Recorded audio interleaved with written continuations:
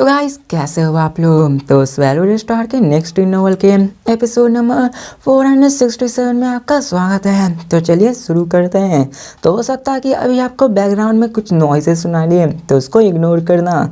तो जैसा कि हमने पिछले एपिसोड में देखा कि यहाँ पर ह्यूजेक्स क्रिएटर मारे जा चुके हैं और यहाँ पर ह्यूमैनिटी पर बहुत ही बड़ा खतरा मंडराने वाला था। और एक बंदे को हमें दिखाया जाता है जो कि यूनिवर्स ओशन से ट्रैवल कर रहा था और उसे वहाँ पर कुछ अजीब महसूस होता है। ऐसा लगता है कि वहाँ पर कुछ और ही अलग है। वहाँ का जो बंदा होता है उसका नाम होता है बार्क लैंड मास्टर। उधर से आधे घंटे बाद गुजरते हुए वो ह्यूज एक्स के मिनिएचर के पास आ जाता है। वो कहता है कि मैं हर बार टाइटल पिक सेक्टर में आया हूँ, लेकिन इस बार इसकी मिनिएचर यूनिवर्स इतनी डिफरेंट कैसे, इतनी अलग कैसे है। और जब वो उसके पास जाता है तो वो उसको देखकर हैरान हो जाता है, वो शॉक हो जाता है जब वो उस मिनिएचर यूनिवर्स के ऊपर क्रैक देखता है कि क्या ह्यूजेक्स मार जा चुका है। और उसे विश्वास नहीं हो रहा होता है, जिसे जानकर वो समझ गया था कि ह्यूजेक्स कोई यहाँ पे वो समझ गया था कि ह्यूजेक्स का मिनिएचर में क्रैक आ गया। मतलब ये हुआ कि उसका वर्ल्ड कोलैप्स हो रहा है, स्पेस क्रम्बल हो रहा है और वो मारा जा चुका है। और वो कहता है कि ये कैसे हो सकता है, टीचर और जिन भी सप्रेस हो चुके हैं और ह्यूमैनिटी का सिर्फ एक ही बंदा वो भी मारा जा चुका है। मतलब ये हुआ कि यहाँ पे ह्यूमन रेस अब पाइनेकल रेस नहीं हुआ। अब मैंने रेसेस के बारे में भी आपको समझा दिया कि पाइनेकल रेस, पीक रेस, ये सभी किसे कहते हैं। और जबकि ह्यूमैनिटी के पास एक सुप्रीम लीडर नहीं रहा तो उसका पाइनेकल रेस से यहाँ पे कोई भी रास्ता नहीं होता है, जिसको देखकर वो हैरान हो जाता है और कहता है कि अब ह्यूमैनिटी की यहाँ पे डाउनफॉल आने वाली है। और जबकि लूफेंग के पास वो डुआंगडोंग रिवर की इनहेरिटेंस है तो सब लोग उसके पीछे जरूर पड़ेंगे। वो अपने न्यूज़ को देने के लिए अपने प्रिजन क्लैन में चला जाता है और हमें प्रिजन क्लैन का सीन दिखाया जाता है। तभी वो बंदा आ जाता है, जिसको देखकर वहाँ के गार्ड्स उसे रोकते कहते हैं यहाँ पे तुम क्यों आए हो, क्या तुम अर्जेंट न्यूज़ लाए हो, आखिरकार तुम्हारी हिम्मत कैसे हुई जो पैलेस में ही अपने अवतार को भेजने के लिए। तो बार लाइन मास्टर कहता है कि हाँ ये बहुत ही बड़ा है। जिसके बाद वो अंदर जाके अपने डेविल एंचेस्टर को सारी बातें बताता है कि डेविल मास्टर ह्यूजेक्स की जो क्रिएटर हैं ह्यूमैनिटी की तरफ से वो मारे जा चुके हैं। जिसको जानकर तो उन्हें भी विश्वास नहीं होता, लेकिन वो कहता है कि ये सही बात है। तो वो सुनकर और भी ज्यादा हैरान हो जाते कि क्या तुम सही कह रहे हो ना। अब यहाँ पे उसकी जो एबिलिटी थी उसे कोई भी नहीं मार सकता था और उसको मार पाना बहुत ही मुश्किल था। भले ही जख्मी हो जाए लेकिन उसको मार पाना नामुमकिन जैसा था। लेकिन यहाँ पे डेविल एंचेस्टर सो कहता है कि मैं यहाँ पे लाई नहीं कह रहा हूँ, मैं सच कह रहा हूँ, उसका मिनिएचर यूनिवर्स क्रैक हो गया था। तो ये सुनकर वो जोर से उससे हंसने लगता है और कहता है कि अगर तुमने जो कहा वो सच है तो तुम्हें सर्विस की तरफ से ग्रेट क्लैन मिलेगा, यहाँ पे बहुत ही सारे प्राइसेस मिल सकते हैं। अब दिखाया जाता है हमें डेविल एंचेस्टर को जो कि खुद वहाँ पर आके ह्यूज एक्स के अपने मिनिएचर यूनिवर्स को देखने लगता है। उसे देखकर वो हैरान हो जाता है, कहता है कि इसी कान तो ये कह रहा है कि ह्यूज एक्स मारा जा चुका है। और वो हंसने लगता है जोर जोर से और कहता है कि ह्यूज एक्स मारा जा चुका है। लेकिन अभी वो इस सोच में भी था कि आखिरकार ह्यूज एक्स को मारा किसने, ह्यूज एक्स को मारने वाला आखिर पैदा कौन हो गया। और वो इन्हीं सब के बारे में सोचने लगता है। लेकिन वो कहता है कोई भी हो, जबकि वो मारा गया है तो ये बहुत ही इंटरेस्टिंग होने वाला है। चलो मैं इसे आग में लगाता हूँ और यहाँ पे मिल्की वे हॉडी लीडर के पास इनहेरिटेंस है, उसको भी छीन सकता हूँ, लेकिन हमें बहुत ही जल्द करना होगा। और कहता है चलो ऑटोमनस, बर्गरेस, डेमंस इन सबको मिलाकर उन पर अटैक करना चाहिए। अब ये जो न्यूज़ था ये चारों तरफ फैल जाती है, सभी तरफ इस न्यूज़ के बारे में फैल जाती है। जितने भी एंचेस्टर्स होते हैं, जितने भी होली लैंड्स होते हैं, उन सब के पास ये सारे न्यूज़ हो जाता है और किसी को भी विश्वास नहीं होता है कि आखिर ये कैसे हो सकता है। अब उनमें से कई सारे हमें ट्विन यूनिवर्स मास्टर को दिखाया जाता है जो कि सुप्रीम मास्टर होते हैं। वो सब भी यहाँ बात करने लगते हैं। यहाँ पे वो लोग डर भी रहे होते हैं कि यहाँ पे ह्यूमन रेस को अंडर एस्टिमेट नहीं किया जा सकता है। टीचर और जिन पावरफुल है वो भले ही सप्रेस हो चुके हैं, लेकिन ह्यूमन रेस के पास बहुत सारे ट्रम्प कार्ड्स हैं। लेकिन यहाँ पे वो कर भी क्या सकते थे, वो ह्यूमन रेस को यहाँ टाइम देते हैं तो ह्यूमन रेस और भी ज़्यादा स्ट्रांग हो जाता। इसी कारण वो अपने फास्टेस्ट एक्शन पे निर्भर होते हैं कि वो उन सब पे अटैक कर देते हैं। यहाँ पे दिखाया जाता है कि एक ही दिन में एक स्पीडी डिसीजन बनता है। वहाँ पे हमें 2 डेमन एंसेस्टर को दिखाया जाता है जो कहता है कि जितने भी यूनिवर्स नाइट से एम्पायर्स उन सबको इकट्ठा करो, अब वॉर स्टार्ट होने वाली है और ये समय आ चुका है ह्यूमैनिटी वर्सेस जितने भी लोग हैं जो कि उसके अपोजिट में, चाहे ऑटमन हो चाहे बग हो या फिर डेमंस हो, सभी से अब लू फेंग का फाइट होने वाला है। वो कहते चलो अब तुम्हारा टाइम आ चुका है अपने रेस के लिए कुर्बान होने के लिए। और यहाँ पे सभी एक दूसरे से बात करने लगता है। हमें सीन चेंज का सॉक डेमन एंचेस्टर, डीम डेमन एंचेस्टर और 12 ग्रेट बीइंग्स को दिखाया जाता है जो कि आपस में बात करने लगता है और कहते हैं कि तुम सब हम सब यहाँ पे आगे चलेंगे। वो सब वॉर की स्ट्रेटजी बना रहे होते हैं जो कि ज़्यादा एक्सप्लेन नहीं की गई होती है। और फिर हमें बग क्लैन को भी दिखाया जाता है जो कि अपने सारी यूनिवर्स सुप्रीम मास्टर तो कम ही थे, यहाँ पे यूनिवर्स मास्टर इन सबको करने लगता है। सब लोग यहाँ पे कॉर्पोरेट करने के लिए किए हुए थे। ऑटमन्स भी यहाँ पे आ चुके थे, वो सब भी मारने को तैयार थे। डेमन भी आ चुके थे। अब प्राइमर केओस सिटी में भी प्राइमर केओस को पता चल जाता है इस न्यूज़ के बारे में और वो कहते हैं कि ये शुरू हो चुका है, जिसको जानकर सभी लोग वहाँ पे आ जाते हैं। और डार्कनेस मास्टर पूछता है कि केओस क्या न्यूज़ लीक हो चुकी है? तो प्राइमर केओस सिटी कहता है हाँ ये न्यूज़ लीक हो चुकी है, कैसे भी करके उन्होंने इसको डिटेक्ट कर लिया है। तो लू फेंग कहता है कि क्या टीचर ऑरिजिन? तो यहाँ पे हमें प्राइमर केओस सिटी को दिखाया जाता है जो कहता है कि मैंने तुम्हें कभी भी नहीं बताया। अब यहाँ पे टीचर ऑरिजिन ने ही डिटेक्ट कर लिया होता है कि सब लोग उन पे अटैक कर रहे हैं। अब प्राइमर केओस सिटी लीडर बताते हैं कि आखिर टीचर ऑरिजिन को कैसे पता चला। अब टीचर ऑरिजिन की जो पावर जो विल पावर थी वो पूरे के पूरे यूनिवर्स में फैली हुई थी। यूनिवर्स में जो चीज़ भी हो रहा है वो उसको देख सकते हैं। जैसे कि यूनिवर्स की अपनी एक विल पावर होती है, यूनिवर्स की अपनी एक शक्ति दिमाग होती है, वैसे ही टीचर ऑरिजिन भी कर सकते थे। अब ये सुनकर वो खुश तो होते कि उनके पास पहले ही न्यूज़ आ चुकी है, वो मॉनिटर कर सकते पूरे के पूरे वार जोन को और सब चीज़ सिचुएशन का पता लगा सकते हैं टीचर ऑरिजिन के।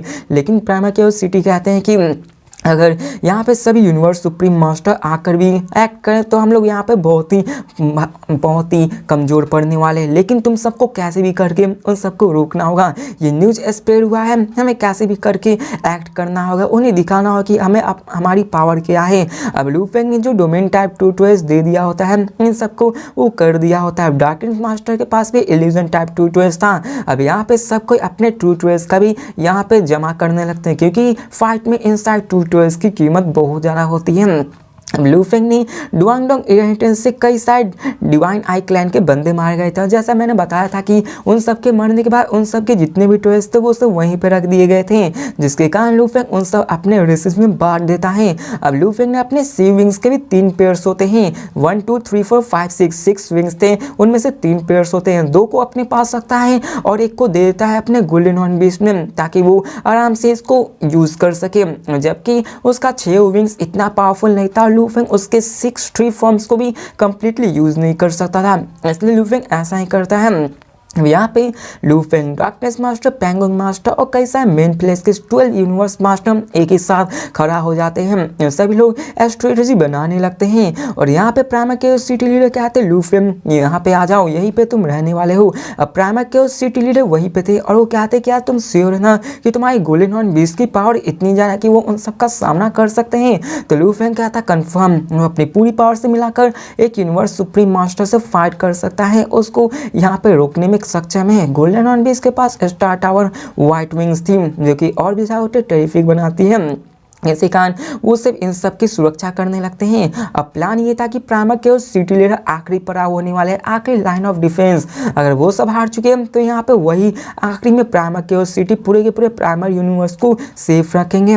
लू फेंग भी यहाँ पे मेजर रोल प्ले करने वाला है। अब दिखाया जाता है कि और भी बंदे बात करने लगते हैं, वो सभी लू फेंग से स्ट्रैटेजी को शेयर करने लगते हैं। इसके बारे में उतना डिस्कशन नहीं करूँगा क्योंकि एक वॉर स्ट्रैटेजी है। लू फेंग इन सब में से आगे रहने वाला है और उन सब से फाइट करने वाला। लू फेंग इन सब का मेन बॉस कह सकते हो उस फाइटिंग के दौरान हो सकता है। यही सब प्लान था। अब वो सब जानते थे कि नॉर्दर्न टेरिटरी अलायंस के सभी सारे सुप्रीम मास्टर उन सब पे अटैक करने वाले, डेमन बीस्ट एंसेस्टर ये सभी उन सब पे अटैक करने वाले हैं जो कि उनके लिए बहुत ही खतरनाक हो सकता है। ये भी जानते थे कि अगर वो लोनली सुप्रीम मास्टर उन सबके साथ आ जाए तो ये और भी ज़्यादा टेरिफाइड हो जाएगा। उन सबका सिर्फ एक ही डर था, अलायंस मिलके अटैक करे तो वो उन सबको संभाल सकते हैं क्योंकि उनकी पावर ज़्यादा नहीं है। लेकिन अगर जो लोन, जैसे में बात करते हैं सिटिंग माउंटेन गेट्स या फिर नॉर्थर्न टेरिटरी अलायंस के मास्टर या फिर सिवा आइलैंड लीडर, वो सभी लोनली वॉरियर्स हैं, वो किसी भी ग्रुप में नहीं रहते। लेकिन अगर वो उन सबका साथ आ जाए तो ह्यूमैनिटी पे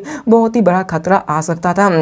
अब यहाँ पे लू फेंग भी सीक्रेटली इन सब को देख रहा था। 9 टॉप पावर जो कि लोन ट्रेवलर्स थे, जो कि उन सब पे भारी पड़ सकते थे, और लू फेंग कहता चाहे कोई भी आए मैं उन सबको मार के रहूँगा, देखता हूँ कौन ह्यूमन रेस से पंगा लेता। लू फेंग भी बहुत ही था। अब तभी यहाँ पे प्लान बन रहा था, वहाँ पे एक वॉइस आती जो कहती अंदर आओ, जिसको सुनकर लू फेंग आइस माउंटेन लॉन्गयार्ड वहाँ पे आ चुके होते हैं। वैसे कोई और नहीं, प्राइमर के उस सिटी लीडर ने बुलाया होता है। लीड अब मेन हॉल का सीन दिखाया जाता है जहाँ पे और भी 15 पावरफुल बींग्स आ चुके होते हैं, और यहाँ पे प्राइमर के सिटी लीडर कहते हैं सभी कोई ये बैटल का वक्त आ चुका है। डेमंस, ब्लड क्लैंस, अटमेंस क्लैंस ये सभी यहाँ पे आ चुके हैं। और टीचर ऑरिजिन ने हमें बताया कि यूनिवर्स सुप्रीम मास्टर ने 3 ग्रुप्स को ऑलरेडी फॉर्म कर दिया है, और यहाँ पे सभी रेसेस एक्शन लेने के लिए स्टार्ट हो चुके थे। तो ये सुनकर वो लोग कहते हैं कि यार उन लोगों ने अटैक भी कर दिया है। जिसके बाद वो कहते हैं कि जैसे ही आएंगे तुम सब वहाँ पे जाके उस पर अटैक करना है। टीचर ऑरिजिन यहाँ पे तुम सबको लोकेशन बताएंगे। तो यहाँ पे वो और भी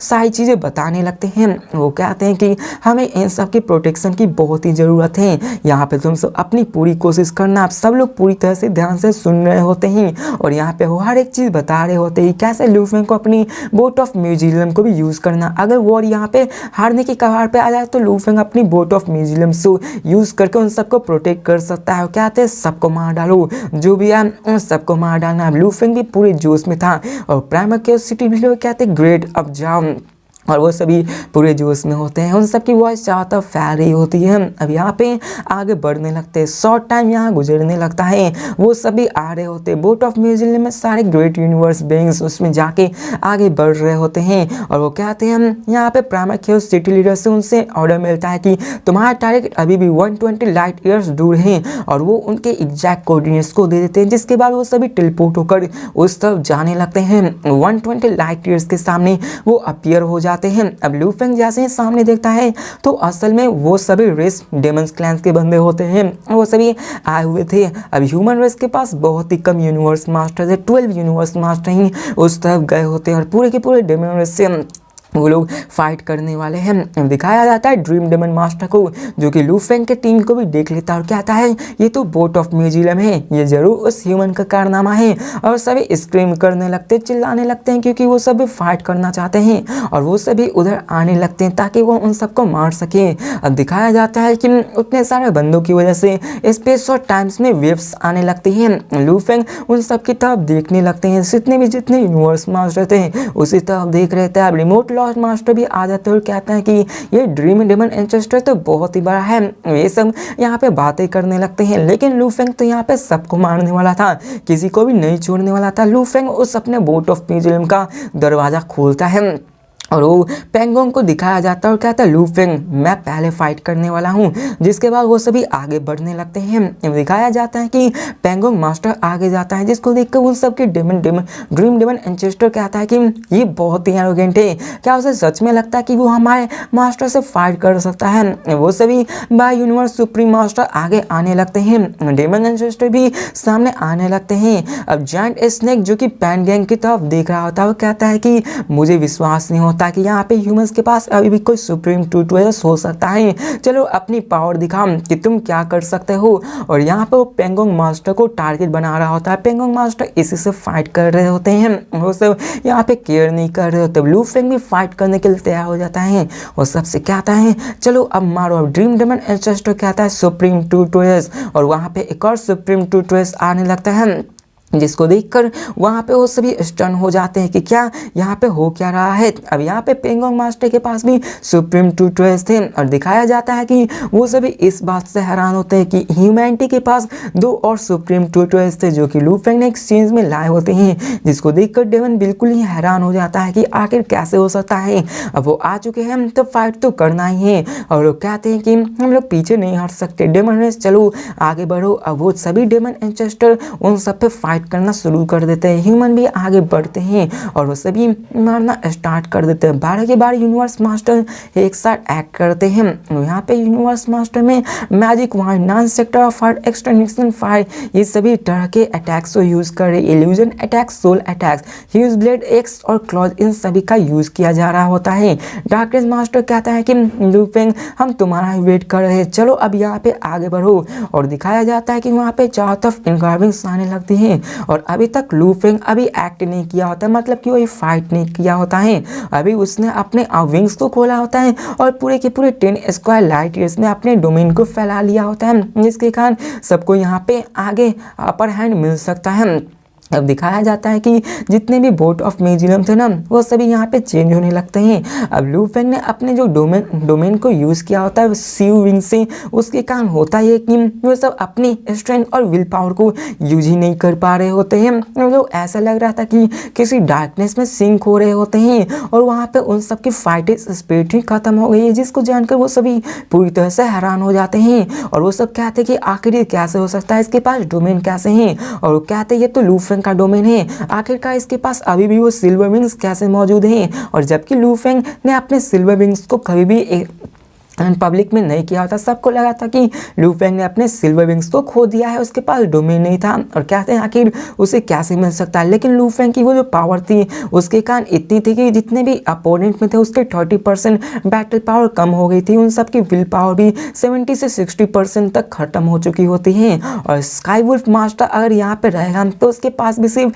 10 से 20% ही पावर रह पाएगी। लू फेंग के इस टेक्निक के कारण सब लोग कमजोर हो चुके थे, जिसके कारण वो सभी के सभी 12 यूनिवर्स मास्टर उन सब पे अटैक कर देते हैं। ड्रीम डेमन एंसेस्टर भी लू फेंग पे अटैक करता है, कहता है ये सब तुम्हारी वजह से हो रहा है, चलो आज मैं तुम्हें नहीं छोड़ूंगा। तो लू फेंग भी कहाँ रुकने वाला था, वो कहता चलो आजा, और अपने बोट ऑफ म्यूजियम के साथ ही उधर चार्जिंग करने लगता है ताकि वो उन सबको मार सके। अब बोट ऑफ म्यूजियम दिखाया जाता है जो कि 100 बिलियन किलोमीटर का होता है, वो एक ही झटके में ट्रिलियन किलोमीटर्स का हो चुका है और उसकी साइज बहुत बड़ी हो जाती है। जिसके जानकर Lu Feng eternal true gods की टेक्निक से अटैक कर देता है, जो कि एक इटर्नल ट्रू गॉड को हराने के लिए काफ़ी होता है, जिसके कारण वहाँ पे एक बहुत बड़ा ब्लास्ट होता है। दिखाया जाता है कि वहाँ पे उस स्ट्रेंथ को वो रियलाइज नहीं कर पाता है और वो जोर से चिल्लाने लगता है, क्योंकि वहाँ पे उसकी जो बॉडी थी वो बहुत ही दूर जाए गिरती है। जिसके बाद ड्रीम डेमन एंसेस्टर चिल्ला के कहता है लू फेंग मैं तुम को नहीं छोड़ने वाला हूं। अब सभी तरफ फाइट होने लगती है। लू फेंग ने पहले ही प्लान बना लिया होता है कि आखिर उसे कैसे कैसे फाइट करना होगा। 12 डेमन यूनिवर्स मास्टर भी फाइट कर रहे होते हैं, लू फेंग की तरफ से भी यूनिवर्स मास्टर फाइट करने पे लगे हुए थे।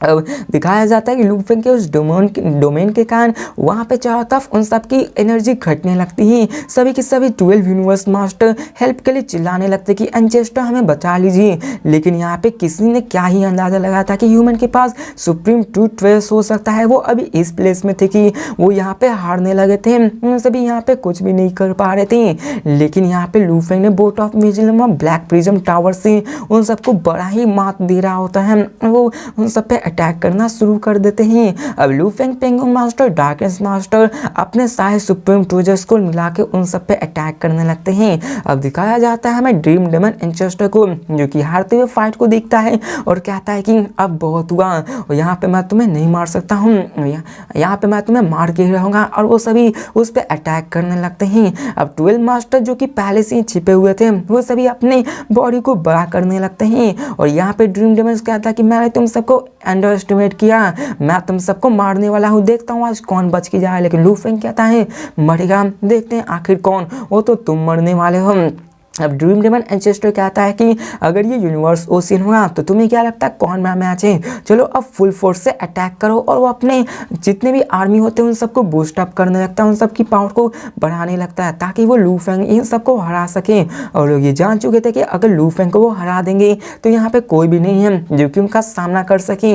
लेकिन दिखाया जाता है कि वो लोग अपने सिंकिंग इनटू डार्कनेस को यूज़ करते, लू फेंग अपने सप्रेशन को यूज़ करने लगता है ताकि उन सबको और भी सप्रेस किया जा सके। लेकिन इसमें कैंसल आउट हो जाता है। वहाँ पे golden kingdom, snow, sand, ocean ये सभी रिप्लेशन हटाने लगते हैं। वहाँ पे फोर्स कैंसल आउट होने लगते हैं, जिसके बारे में सुनकर ड्रीम डेमन एंसेस्टर कहता है कि तुम पहले होने वाले हो जो कि मरने वाले हो। वो पेंगोंग मास्टर की तरफ बढ़ता है ताकि वो उसे मार सके और ड्रीम डेमन एंसेस्टर ने अपने 12 डेमन मास्टर को कमांड देकर उन सब पे मिलके अटैक किया होता है।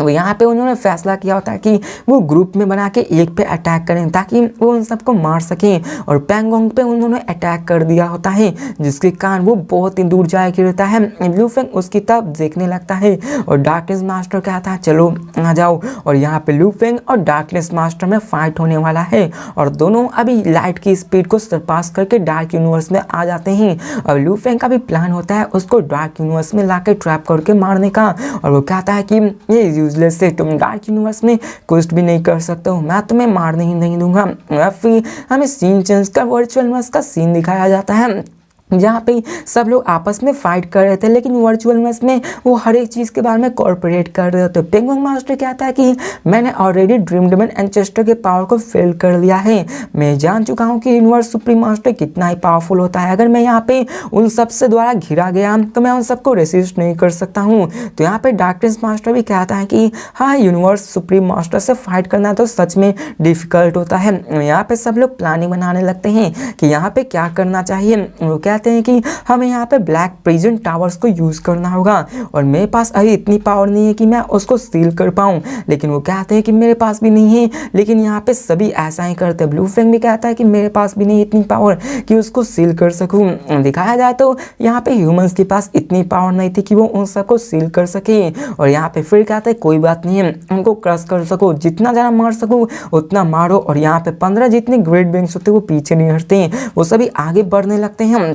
लू फेंग और पेंगोंग मास्टर का इसमें सबसे ज़्यादा रोल्स होने वाला है। फिर आएगा डार्कनेस मास्टर के। अब दिखाया जाता है लू फेंग जो कहता है वो सब आ रहे हैं और डार्कनेस मास्टर सभी यहाँ पे डार्क यूनिवर्स में एंटर हो चुके थे ताकि वो डार्क यूनिवर्स में फाइट कर सके और डार्क यूनिवर्स में वहाँ पे ट्रैप किया जा सके। अब दिखाया जाता है कि डार्कनेस मास्टर कहता है कि क्या तुम यहाँ पे कुछ भी नहीं कर सकते हो, यहाँ पे तुम हमारा कभी भी एडवांटेज नहीं ले सकता। अब लू फेंग डार्कनेस यूनिवर्स मास्टर को यहाँ पे पूरी तरह से भड़काने की कोशिश कर रहा होता है, वो उस पर अटैक कर रहा होता है और कहता है कि चलो जल्दी। अब लू फेंग उस पर काउंटर अटैक कर देता है। मतलब ये हुआ कि वो जैसे ही डार्क यूनिवर्स में आता है उस पर वो अटैक कर देता है।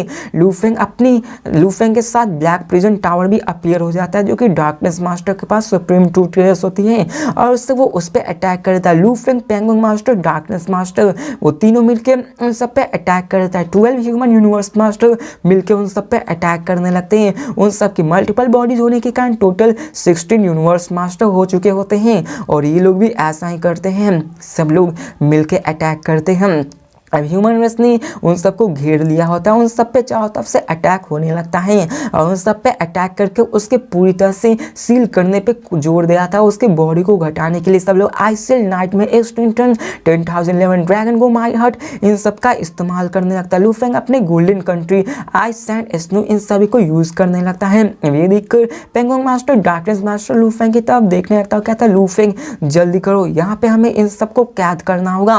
अब लू फेंग अपने 4 विंग्स को खोलता है, अपने ब्लड शैडो ब्लेड्स को निकालता है और लू फेंग कहता है कि ब्लड शैडो ब्लेड ये मेरा पहला दफा है जो कि मैं तुम्हें यूज करने वाला हूँ। और वो कहता है डेमन में, तो लू फेंग का ब्लेड बाहर निकलता है। अब ब्लड शैडो ब्लेड के बारे में नहीं जानते हो तो लू फेंग को डुआनडोंग इनहेरिटेंस से जो ब्लेड निकाला होता है, जो सुप्रीम टू ट्रेयर्स में से एक चूज करना होता है। लू फेंग ने इसी ब्लेड को निकाला होता है। अभी तक लू फेंग ने इसकी पावर को यूज नहीं किया होता है। तो चलो अगले हम एपिसोड में देखेंगे लू फेंग के कारनामे को और देखेंगे कि आखिरकार क्या होता है मैच का रिजल्ट। क्या ह्यूमन की तरह से कोई मारा जाएगा और क्या लू फेंग उन सारे डेमन्स को मार पाएगा या फिर नहीं। तो मिलते हैं नेक्स्ट वीडियो में, तब तक के लिए बाय।